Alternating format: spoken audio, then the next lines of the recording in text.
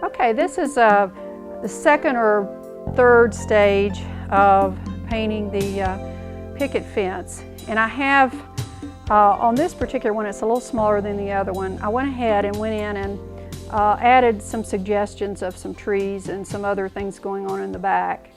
And then I removed the masking fluid so you could see how the light plays on the light and the shadow side of the fence. And then actually in this one I did go ahead and mask those birds out. So now what I'm going to do is try to make some, to define some of the flowers in the front with some of our texture tools and maybe a little extra glaze, and then possibly go in a few places and change the fence just a little bit, or just add a little detail here and there. So you know, you don't want it to read the same way all the way across, but just to give it some variety.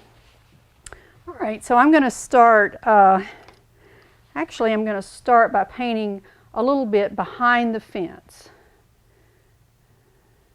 in a place or two, so the flowers will pop forward a little bit. So I load my brush, and I'm going to start over here a little bit, just simply because I tend to lay my hand down on the paper sometimes when I do this. So just paint a little shape there, and maybe one over here. I'm going to vary it just a little bit because I don't want it to be exactly like that one, so I'll leave a little spot here and there, maybe like something is sort of creeping through there. And that's a little heavy. Lift it, maybe put some of that up in here, and then change colors or drop another little color in there.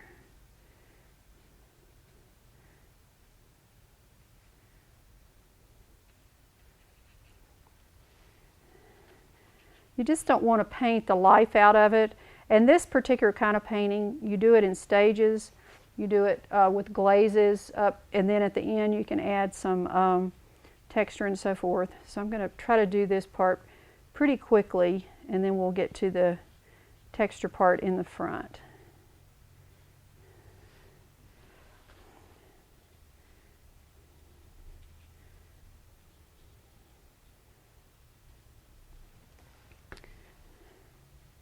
I'm just going to soften that just a little bit, so it almost, it's like it enhances the shadow on the fence as well as adding a little bit of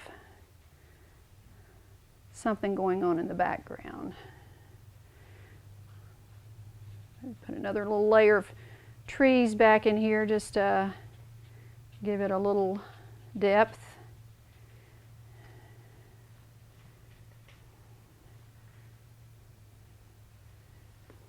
Okay, now as I move across, I can change maybe to a little bit lighter color.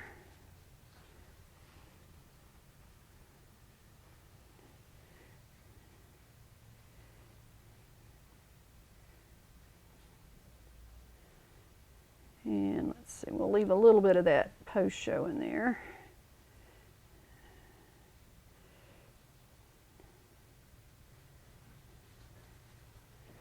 You know, I always try to go back and change just a little bit every time I dip into my palette. That way it doesn't all look the same all the way across.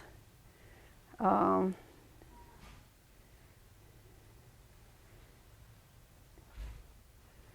little bit down in here.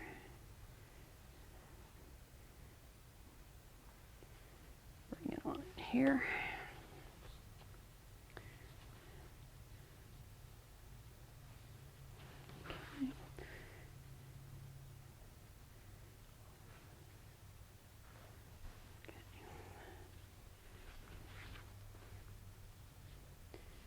Now, as I get more toward this side, I'm going to change. I'm not going to go all the way across with the same type of treatment. So in this case, dry that a little bit. Let me just put a small shape down here.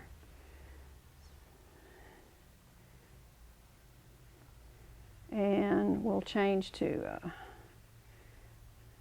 something else here.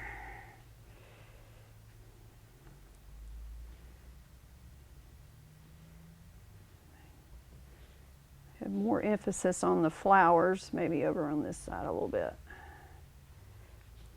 Okay.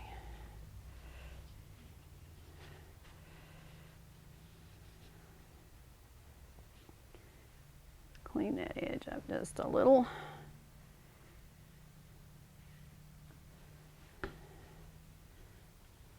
And the idea with glazing is that you don't want to completely cover up what you've painted underneath. So you need to leave a little of what's showing underneath, so you don't really want to go real thick and real heavy with your second glaze, because if you paint out all the beautiful things that you painted to begin with, then what's the point? So this one, we'll say it's a little bit more in shadow, and I'll just kind of okay, so that gives you an idea of how to paint behind something that was white. And you could have I could have left the masking fluid on and done that. I just wanted you to see what it looked like as quickly as possible. So okay. All right, now I'm going to work on the flowers in the front. I kind of tend to work all over the painting just and build it up little by little, and then, you know, periodically I'll put it in a mat. Let me go ahead and do the side of that. And then that way I know when, you know, I don't go too far too fast. Okay. All right, let's make these little yellow flowers a little stronger. Let's go to a smaller brush.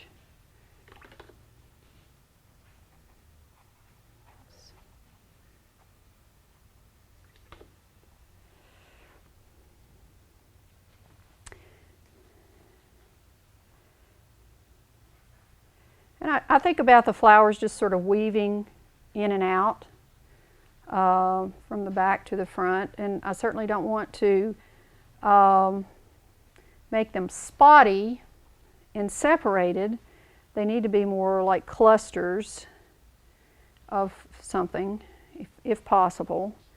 You know, you just it's too much work if you have to paint every flower. Oops.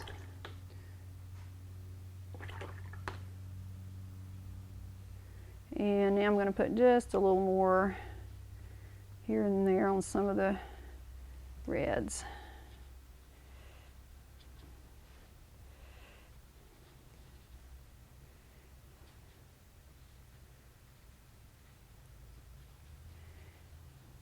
Notice I'm not painting individual flowers. I'm just sort of painting shapes or clusters. All right, now I'm going to add some green up here in the front. Certainly not painting individual stems, not painting individual leaves, just clusters of leaf shape, foliage shape along the ground, in between, weaving in and out of the flowers, leaving some areas of white, changing my color just a little bit here and there, adding blue to it in some places, or some other of the even some warmer colors, just to vary what I'm doing. I don't worry about, gee, was there mulch in there? I don't, you know, I just don't worry about that. It's, you don't need to get that picky with it, but just vary the color greens if you can. And then if you have a hard edge, come back and put a soft edge somewhere. That's usually what I do.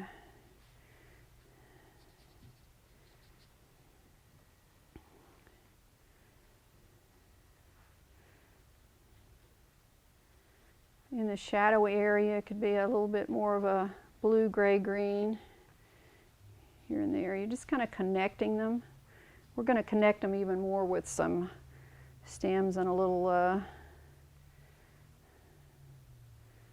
texture here in a minute.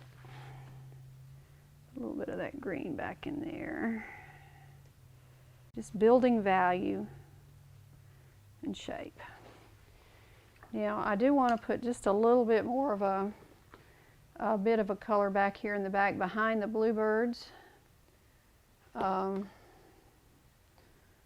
see, just so they'll show. This one has the masking fluid on it, but it had some blue on it to begin with, so let's see if I can.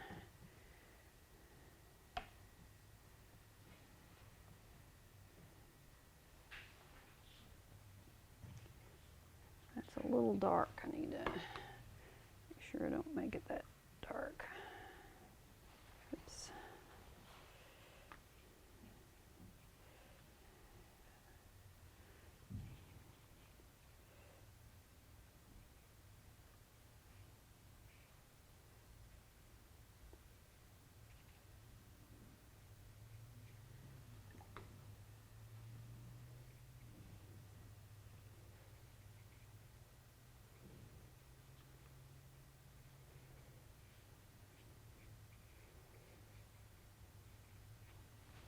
Okay, now I need to soften those edges just a bit and put another suggestion of something over in here to kind of connect it.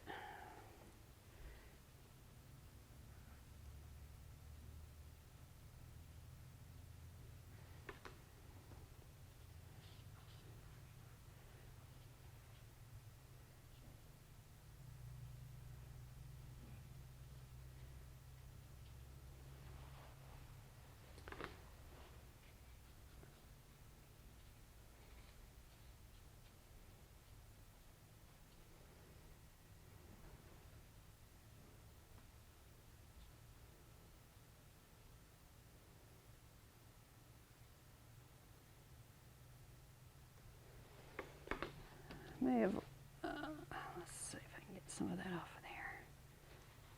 Okay. All right, now to add some texture to some of these areas in the front, we'll go back to the sponges, and I'll just do a couple of these, and also I'll show you how to do a stem with, hopefully with a windshield wiper. This is similar to what I did on the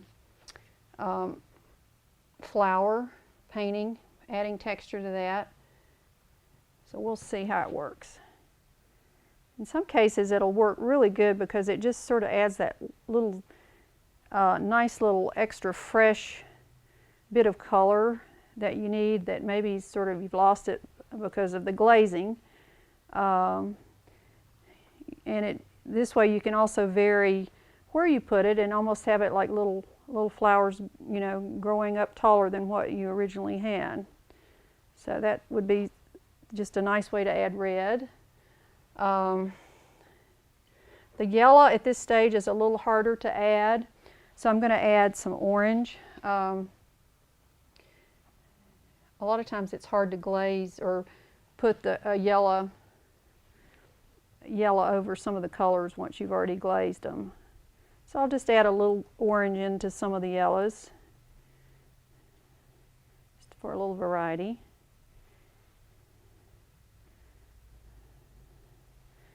And then with the green, we'll maybe put some more blue out here.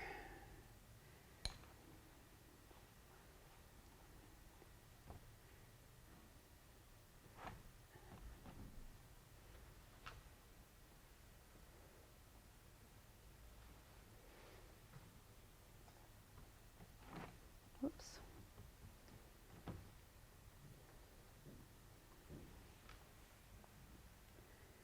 And that's a little too blue. Let me see if I can soften that just a little bit.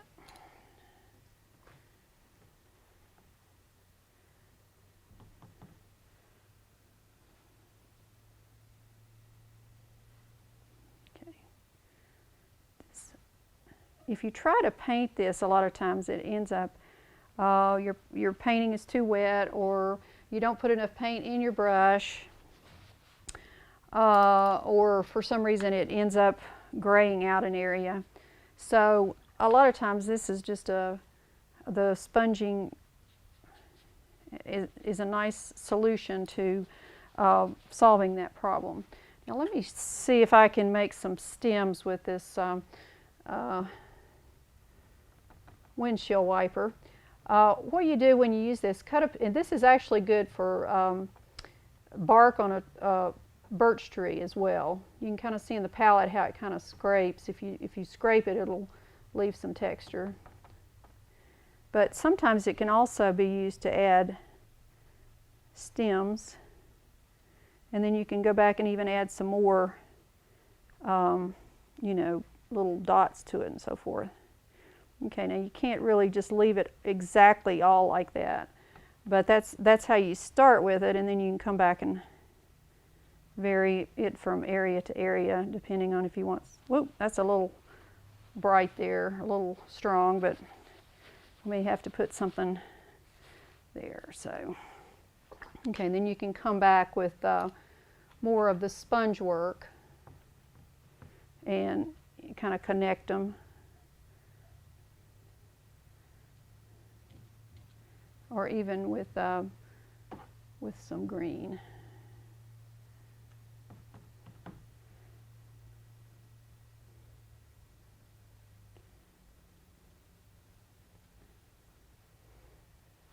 Okay, and then just some little shadows here in front to kind of indicate that the light's coming through the fence. It doesn't have to be exact. Just leave some little areas there that the light is kind of showing through, and connect them to some things.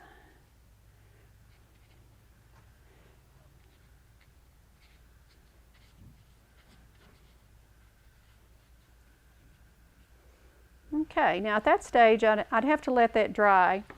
And actually I have a finished painting behind me. I've got a couple of versions of it, so I'll just, we'll stop and I'll show you the finished painting, actually 2 of them. Okay, this is a little bit different. I didn't actually put a bird house in this one, but I did put a family of bluebirds on the top of the fence. And actually this was a demo I did for a class, and I was really trying to emphasize the flower shapes, that you didn't have to paint every flower shape. You could do it with some of these sponges. So, and then in the background the flowers would be have a lot less detail, and in the front they would have some detail. And I even took some white gouache and in a place or two put it on the end of my thumb and put a couple of white flowers here and there to indicate a white daisy. So that's a large one, and then this was a little smaller one of a similar thing with just one bluebird, a little bit of light. You know, you can change these and vary these in certain ways, and they just make nice little, especially if you like gardens and flowers, they make nice little compositions, and they're kind of fun to do. Actually, let me just show the other painting. This is also done with a abstract underpainting of warm colors like the yellow and the red, and leaving the whites, but also developing this area more or less with this, some of the painting and sponging and so forth, and then just glazing over the windows with different colors to create the shadowy look in the back. So that's basically a really easy way to do a flower box. You don't have to paint every flower, you don't have to paint every leaf, and you know, you can kind of be a little free with your paint that way. Well, I hope you learned something today, a little bit more about watercolor and how to use watercolor. And we really appreciate you stopping by Cheap Joe's Test Studio today. And we look forward to seeing you again.